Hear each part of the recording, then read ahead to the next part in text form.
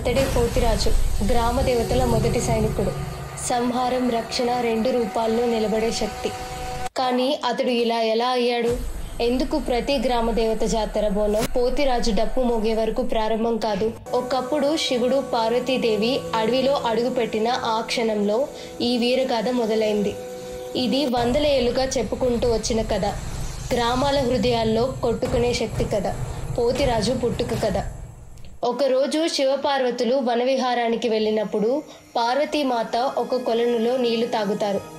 ఆ నీళ్ళలోని దేవి శక్తి కారణంగా ఆమెకు 7 కన్యలు పుడతారు. అవే గ్రామాలను కాపాడే తొలి దేవతలు. పెరవాణి, శివవాణి, కొండవాణి, మధురాలు, జక్కులమ్మ, కామవల్లి, శర్వాణి. వీరందరూ శకటి స్వభావం, స్వతంత్ర శక్తి, ఉగ్రం మరియు కరుణ కలిగిన దేవతలు. పార్వతీమాత వారిని వెంట తీసుకెళ్తామనేటప్పుడు శివుడు ఒక మాట అన్నాడు. వీరు ముని మనుషులు కాదు, ప్రజల రక్షణ కోసం భూమి మీదే నిలబడాలి. అందుకే ఈ 7 కావలి ఉండేందుకు శివుడు ఒక ప్రత్యేక గణాన్ని సృష్టించాడు. అతడే పోతిరాజు. శివుని భుజబలం, పార్వతీదేవి సంహార శక్తి, ఈ రెండూ కలిసి సృష్టించిన దివ్యశక్తి. అందుకే పోతిరాజు ఎక్కడ కనబడినా పున్నమి రాత్రి వంటి భయం, ఆప్యాయత రెండు కలిసిపోతాయి. పొలం, పంట, గ్రామం, గృహం, ప్రతి జీవితం ఆధారాన్ని కాపాడేది గ్రామ దేవతలే.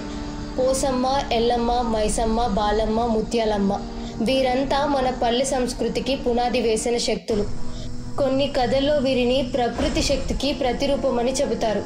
నిప్పు, గాలి, వర్షం, భూమి, ప్రకృతి రూపాలు గ్రామ దేవతలుగా రూపాంతరం చెందాయని చెబుతారు. జాతర మొదలవ్వాలి అంటే ముందుగా వినిపించాల్సింది పోతిరాజు డప్పు. ఆ డప్పు శబ్దమే ఒక శక్తి. పోతిరాజు వేషం ధరించి వారు పూనకం పట్టుకుని ఊరంతా తిరుగుతారు.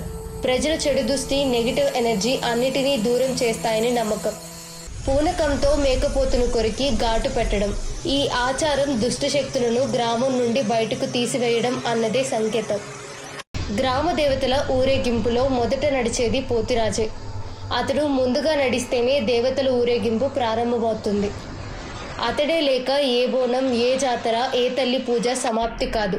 పొలాల్లో పంటలు వాడిపోతే ఊరంతా భయంతో నిలిచిపోయే అనార్థం ముందుకు వస్తే, గాలిలో ఏదో తెలియని ఆరాటం పరుగులు పెడితే ఊరి మధ్యలో పోతిరాజు డప్పు ఒక్కసారిగా మారుమోగాలి. ఆ శబ్దంతో దేవతలకు అన్నీ తెలిసిపోతాయని అంటారు.